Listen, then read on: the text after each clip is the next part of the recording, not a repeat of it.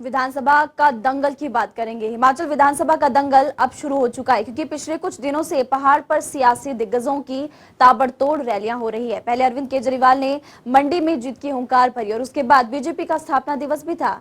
इन दिनों जेपी नड्डा भी हिमाचल दौरे पर है। कई बड़े बयान उनकी तरफ से दिए गए। उन बयानों में से एक सीएम जयराम ठाकुर को लेकर बड़ा बयान उन्होंने दिया। साथ ही उनकी तरफ से कहा गया कि विधानसभा चुनाव का चेहरा बनाने का बयान ये है कि सिर्फ और सिर्फ सीएम जयराम ठाकुर के नेतृत्व में इस बार बीजेपी चुनाव लड़ेगी। इसकी कोई भी संभावनाएं नहीं है। जयराम ठाकुर जी के नेतृत्व में सरकार अच्छी चल रही है, पूरी ताकत से चल रही है और आगे इनके ही नेतृत्व में सरकार चलेगी। तो आपने सुना कि जेपी नड्डा की तरफ से साफ तौर पर यह कह दिया गया कि जयराम ठाकुर के नेतृत्व में सरकार ठीक से चल रही है और उनके नेतृत्व में ही सरकार चलेगी। इसके अलावा कुछ दिन पहले मनीष सिसोदिया ने बयान दिया था कि जयराम जाने वाले हैं और अनुराग ठाकुर आने वाले हैं। इसी बयान को लेकर अनुराग ठाकुर ने सिसोदिया पर तंज कसा और कह दिया कि अपने नेता तो आप संभाल नहीं पा रहे। सुनिए उनका पूरा बयान।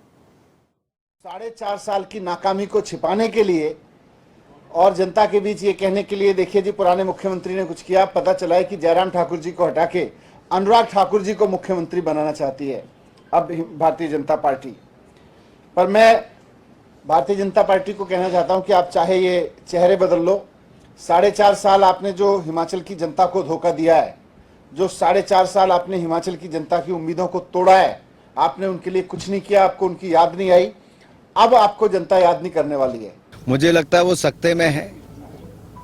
पहले उनकी जमानतें सभी सीटों पर जब्त हुई आम आदमी पार्टी की उत्तर प्रदेश में, और जो 2 दिन पहले उनके साथ घटा, अभी तक दर्द उनको खूब होता होगा। जिस पार्टी का प्रदेशाध्यक्ष, प्रदेश के संगठन महामंत्री, जिला के अध्यक्ष छोड़कर चले जाएं और ये आम आदमी पार्टी पर आरोप लगाएं कि कैसे हिमाचलियों की अनदेखी हुई, कैसे अपमान हुआ और कैसे झूठे वायदे और भ्रम फैलाने का काम ये पार्टी करती है। तो आरोप प्रत्यारोप का दौर जारी है। आपने देखा कि पहले जेपी नड्डा ने क्या कहा, फिर मनीष सिसोदिया के बयान भी हमने आपको सुनाया, अनुराग ठाकुर ने क्या कहा वो भी आपने सुना। कांग्रेस प्रवक्ता अलका लांबा ने भी प्रेस कॉन्फ्रेंस कल की थी और बीजेपी और आम आदमी पार्टी पर जमकर उन्होंने निशाना साधा। सुनिए।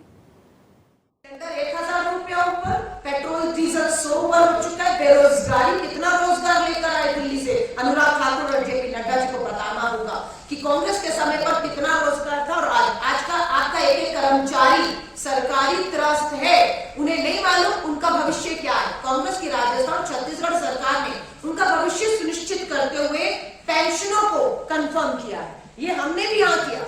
हमारी सरकार यहाँ बनेगी तो जितने भी हमारे रिटायर्ड कर्मचारी हैं या होने जा रहे हैं, उनके भविष्य को देखते हुए बुढ़ापे में यहाँ पर भी हम पेंशन की पूरी शुरुआत करेंगे। प्रदेश अध्यक्ष पार्टी छोड़ गया, उस पार्टी की बात कर रहे हैं जिसका महासचिव संगठन प्रभारी छोड़ गया। आप उनकी बात कर रहे हैं जिनका ऊना का जिला अध्यक्ष छोड़ गया।